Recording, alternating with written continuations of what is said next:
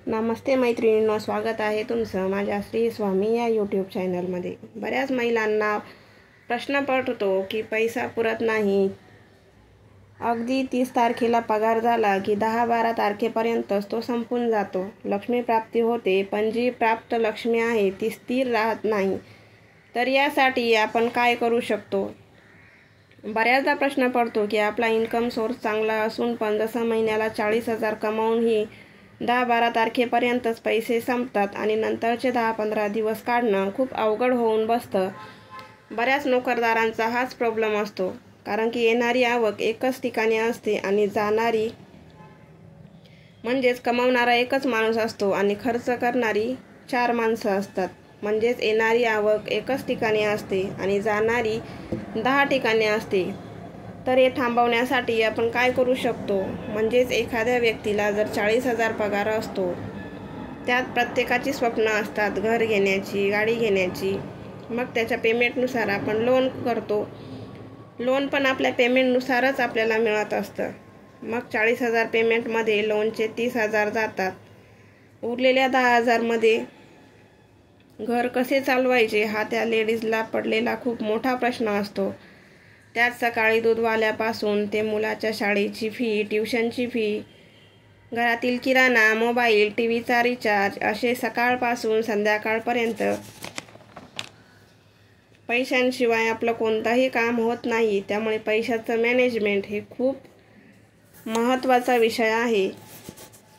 थोडक्यात स्वप्न बघावी, पण ती पूर्ण करण्याची जिद्द पण आपल्यामध्ये असली पाहिजे।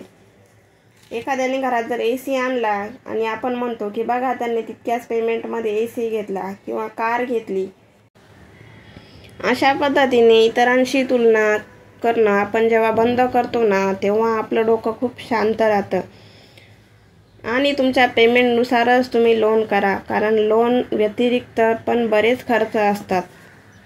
म्हणून जुन्या लोकांची म्हण आहे की अंथरूण पाहून पाय पसरावे। आपला जेवढा इन्कम आहे त्यानुसारच आपल्या गरजा असल्या पाहिजे आणि जर तुमची स्वप्न मोठी असतील तर ती स्वप्न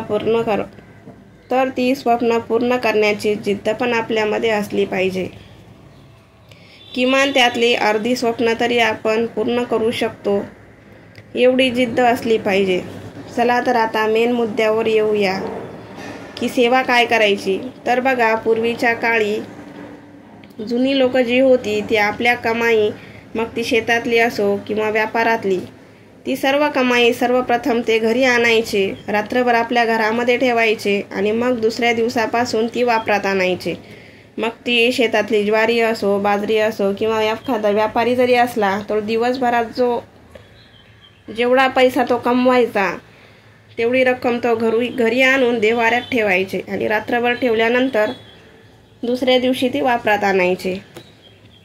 अजूनही बघा, माझ्या गावाला माझे सासू सासरे राहतात, त्यांच्या शेतातली ज्वारी निघो, मक्का निघो किंवा बाजरी असो, सर्वप्रथम ते घरी आणतील आणि घरी आमच्या इतके माणसं नाही की ते सर्वच खायला घरी लागेल, मार्केटला देतात ते विकण्यासाठी, पण रात्रभर घरी ठेवतील आणि मग दुसऱ्या दिवशी ते मार्केटला विकण्यासाठी नेतात। पण आजकालच्या या कॅशलेस पेमेंटमुळे हे सर्व बंद झाले। पेमेंट झाला की आपण सर्वच ऑनलाईन पेमेंट करतो। जसं दूधवाल्याचे असो, मोबाईलचा रिचार्ज असो, टीव्हीचा रिचार्ज असो, कुठलेही किराण्याचे पैसे असो, कुठलेही पैसे आपण ऑनलाईन पेमेंट करून देतो। आपण जो झालेला आपली महिन्याभराची मेहनत करून जो आपण पैसा कमावलेला असतो तो आपण घरापर्यंत कधी आणतच नाही।